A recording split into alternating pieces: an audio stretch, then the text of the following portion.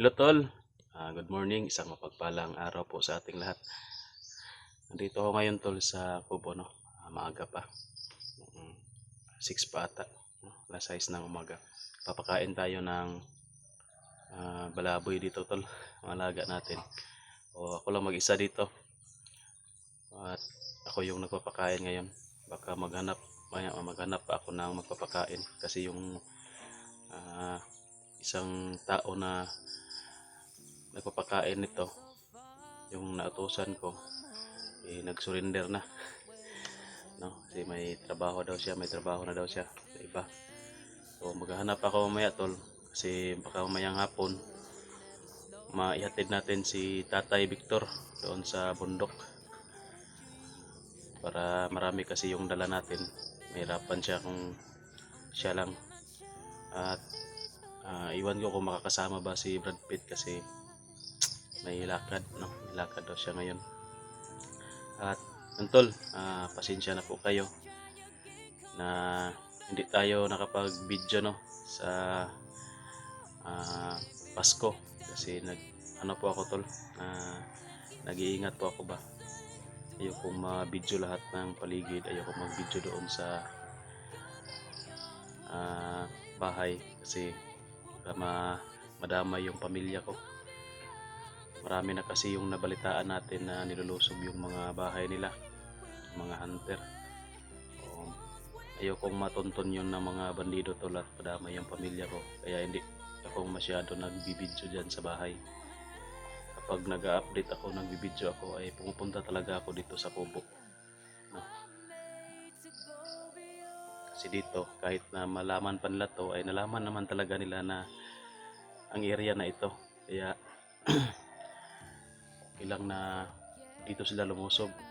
Medyo malayo din naman sa bahay to at wala masyadong tao, kasi kung doon sa bahay delikado, marami yung tao doon, madadama yung pamilya ko. Kaya pasensya na talaga kayo tol na hindi tayo nagbibideo doon, at hindi rin tayo magbibideo doon sa kubo nila Brad Pitt. Nandoon si Brad Pitt, si tatay at si Atoy. Hindi rin ako magbibideo doon kasi baka matunton din yun, no? Wala na akong ibang mapaglagyan sa kanila kung matunton pa yun. Kaya hindi na ako nagbibideo doon, hindi ako nagla-live. Kapag nagla-live ako doon sa bahay, isa lang talaga yung background, no? Hindi ko na iniikot-ikot yung camera sa paligid. Hindi nila malaman kung saan banda yung bahay ko. At yun, sa mga nag-abot po ng tulong sa amin, lalong-lalo na kay Tatay Victor, maraming salamat po talaga sa inyong lahat. At abangan nyo lang po yung video ko kay Tatay Victor. Kung makaalis kami mamaya, depende sa pag-usapan namin ni Tatay Victor ngayon, kasi pupunta ako doon sa Kubo ngayon. Pagkatapos ko dito, mag-uusap muna kami. At kung tutuloy na siya, alis talaga siya, ay wala akong magawa. Hindi natin pilitin kasi desisyon niya yan.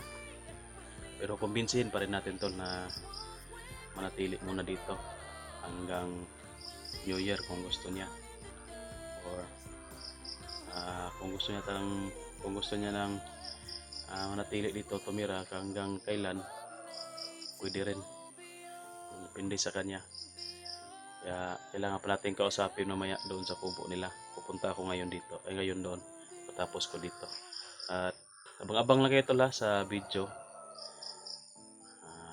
Shout out na rin, no? Ilalagay ko lang sa yan, tabunan sa screen ng video. So yan sila yung mga nag-abot ng tulong kay Tatay Victor na idinaan sa akin, no? Kasi yung iba na nandoon kay Otol Rins dinaan. So ito lang yung nalalaman ko na nag-abot kay Tatay Victor, no, ng tulong at sa akin at sa iba pa. So yun, maraming salamat po sa inyong pinansyal na tulong. At sana pagpalain pa po kayo ng ating Panginoon, at marami pang blessings na darating po sa inyo. lalong lalo na sa inyong pangangatawan. Sana ay bigyan kayo ng malakas at matibay na pangangatawan at alisin ang inyong kung may sakit man kayo. Yun. Maraming salamat no, sa inyong mapagbigay po sa amin. Sana marami pa kayong matulungan na iba. So yun tol, update lang natin dito kasi marami kasing naghahanap ng ng video. Hindi pa ako makapag-video kasi ang nakaraang mga araw sobrang busy talaga tol. At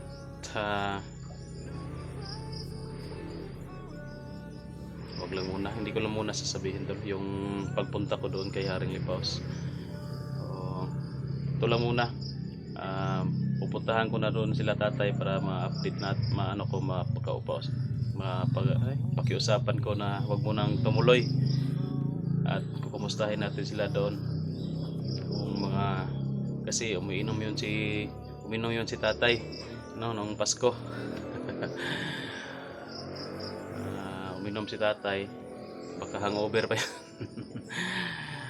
Hindi ako kasi nag-video doon tol, ako nag-live, hindi kagaya dati na mga pa yung kalaban natin, hindi pa masyadong critical yung kalagayan natin, kaya dati nag-video tayo tuwing ganyan may mga may mga okasyon. Pero ngayon hindi na talaga ako nag-video kasi critical talaga tol yung kalagayan namin. Naninigurado lang tayo na hindi madadamay yung pamilya ko. Hindi na talaga ako nag-video doon at busy din. Hindi din natin ma-enjoy kapag nag-video tayo. So yan tol.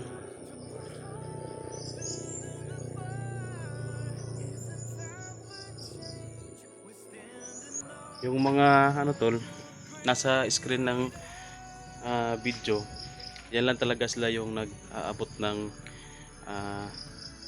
pamasko kay tatay tol. Yung hindi natin na-mention dyan ay wala, nandoon siguro sa iba na baka kay Utol Rins no, dumaan yung pabigay nila kay tatay kasi may nagbigay din na dumaan kay Utol Rins para kay tatay at sa iba pa.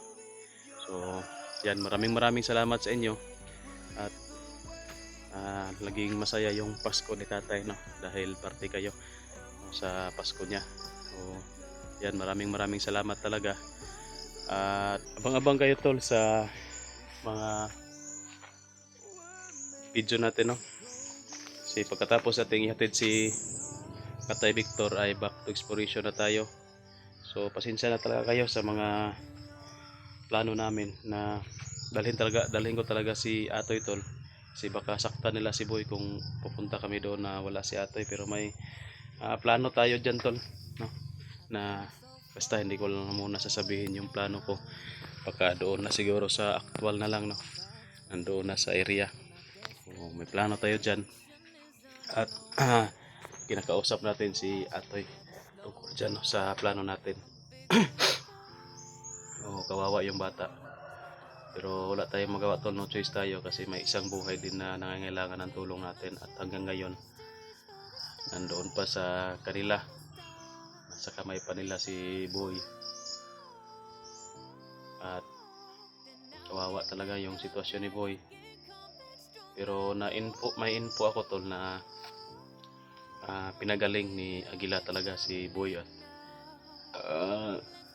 nandoon sa poder nila na hindi na sinasaktan. Kasi yun yung bili natin sa kanila na wag saktan at para hindi din natin saktan si Atoy no?